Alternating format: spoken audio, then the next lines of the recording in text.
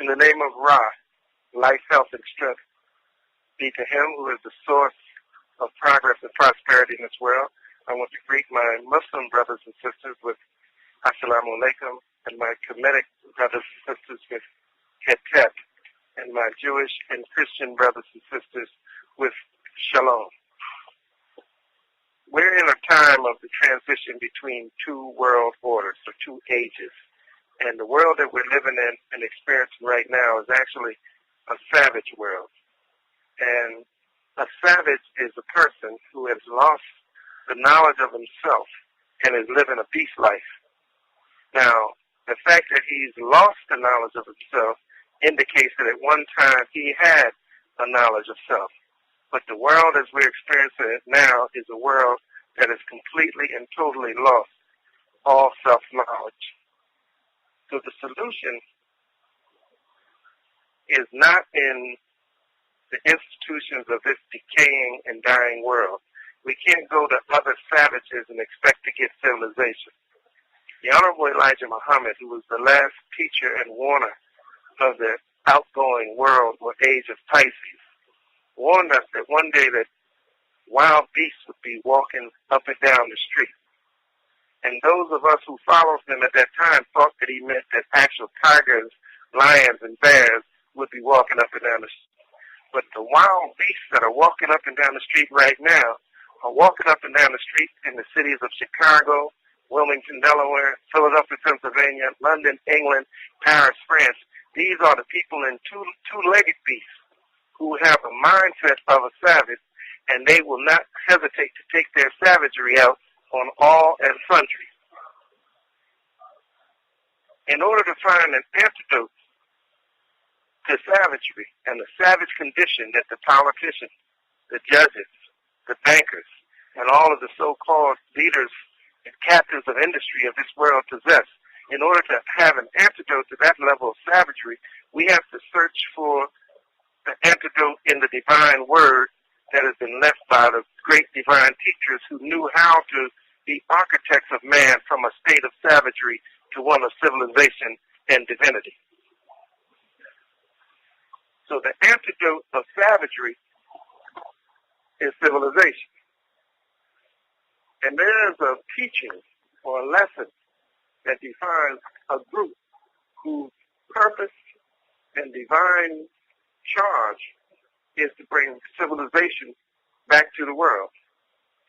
And that lesson states, what is the meaning of MGT GCC? And is Muslims girls training in general civilization class.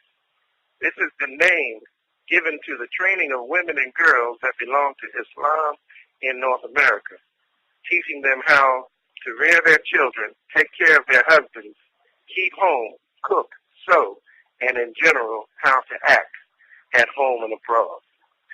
Now, on the surface, this sounds like some old-time domestic teaching where there's nothing wrong with that, but it sounds like some old-time domestic teaching that tells the woman that she's to learn how to sew and cook and take care of the house and limit it to that.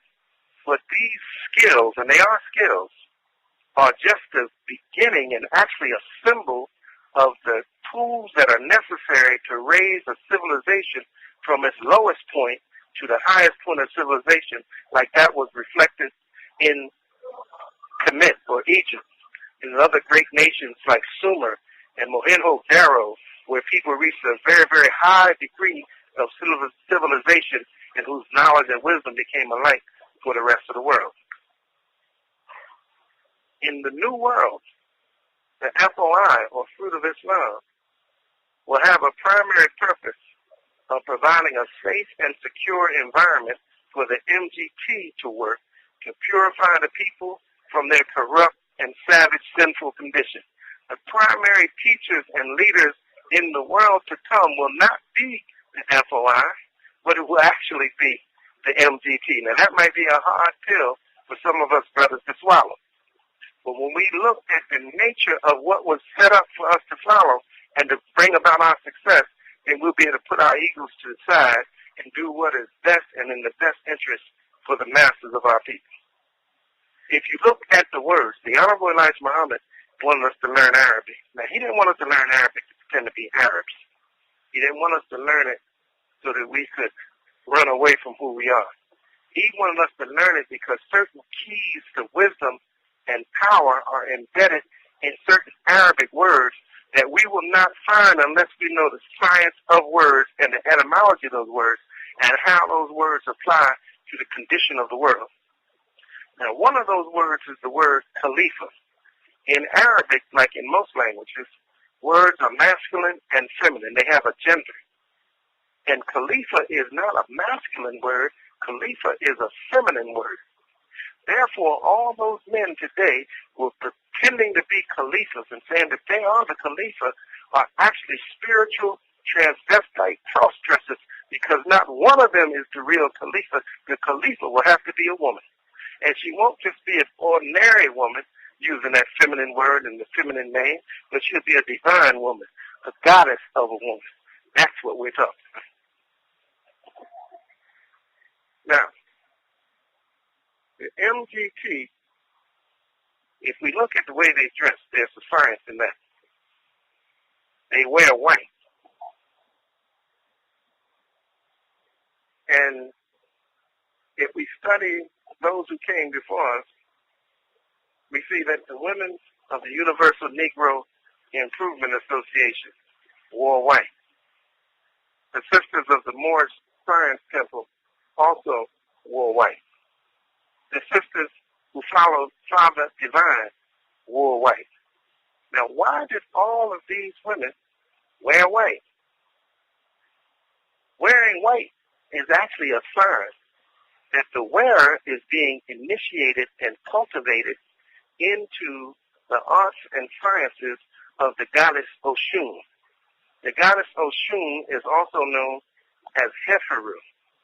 And so wearing of white is indicative that these women, from Father Divine and Marcus Garvey and Noble Drew Ali and Master Farad Muhammad and the Honorable Elijah Muhammad, all up to the day, without their being even aware of it, were being initiated into the order of Het Heru, Oshun.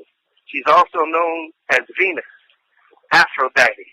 She's called Aphrodite because she's of African origin. She's an Aphrodite.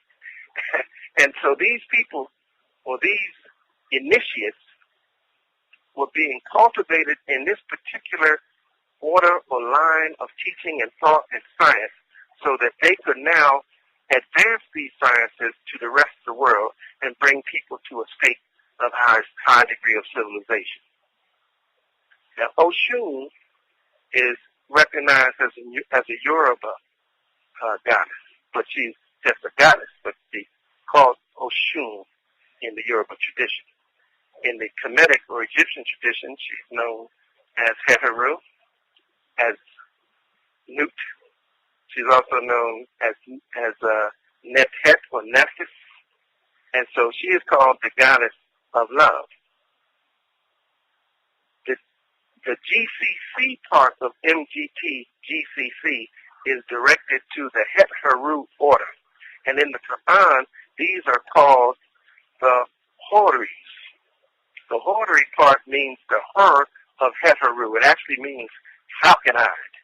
And so these beautiful falcon-eyed women that some people think that they will receive at death and become who will be their virgin brides. This is all symbolic. The poor brother who goes and blows himself up thinking he's going to get a virgin bride has a terrible surprise waiting for him. He doesn't have a virgin bride waiting for him. He has a chance for hospital working for him on the other side where he can put his silly mind back together and be repaired. However, the Horis in the Quran are those who are initiates of Hathor or Het Heru. And they're called falcon-eyed because their third eye has opened. That's the Ajna chakra in the forehead. And it's opened up and given them clairvoyance and foresight, insight, the gifts of prophecy, and other great gifts that they have. The men are called Hawari, which is mistranslated in the Maulana Muhammad Ali translation and the Yusuf Ali translation and other translations as disciples. These are initiates of Heru.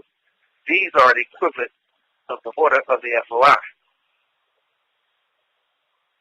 Now, in our lesson, she's called the Muslim girl. And I know some of these Muslim girls who are in their 80s. I know some that are in their 70s. And I know some who are little girls. So why are they called Muslim girls? Because the science of living the dietary principles and the science of living the law of ma'at. And let me say right here, we'll go into it further later on, that the restricted law that many of you are familiar with is just the embryonic beginning of law. It's not the end of law, it's the beginning of law, so that you get a little bit of familiarity with law. But the actual law that you and I must live under in the new world is called the law of ma'at. It is the law of 11 principles of God. And these laws are not just laws that let you live like a human being. The reason why there's so much chaos in the world today is because you're not a human being. You're trying to fit yourself into a box and a model that's way too small for you. You're not a human being. You're a divine being. And so humanity is the problem, not the solution. Divinity is the solution. And to become divine, you first have to become civilized. So she's called Muslim Girls Training because her training will actually physically restore and rejuvenate her life so that her body and her mind is as lean, supple, healthy, beautiful, and wonderful as it was at the age of 16. You could be 80 years old, and when this process begins and the divine Shakti begins to move in your cells and in your DNA, your entire body can begin to reverse the aging process. You'll notice this by something that will begin to stimulate your thymus gland to regrow. Don't think that everything was just symbolic. There's a physical rejuvenation process that occurs. And so you will become renewed again, as it is written, behold, he makes all things new. So, this kind of miracle where we will see the rejuvenation of life, the rejuvenation of people to their level of conditioning prior to they're becoming fully mature adults is a great miracle that many in the past have endured. So I want to thank you so much for listening. This is the first part of an MGT series. We're going to cover this until we've covered everything there is to know from this perspective about the MGT. Share this with your friends. Call your mom. Call your brother. Call the fruit. Call your minister. Call everybody. Tell them to tune in to the MGT series because we are going to crack some atoms here and release the power that allows you to go on with your divine destiny. Thank you so much for listening. May Ra grant you peace, happiness, success, money, good homes, and friendship in all walks of life. This is your brother, Amir Fatir, Het Heru.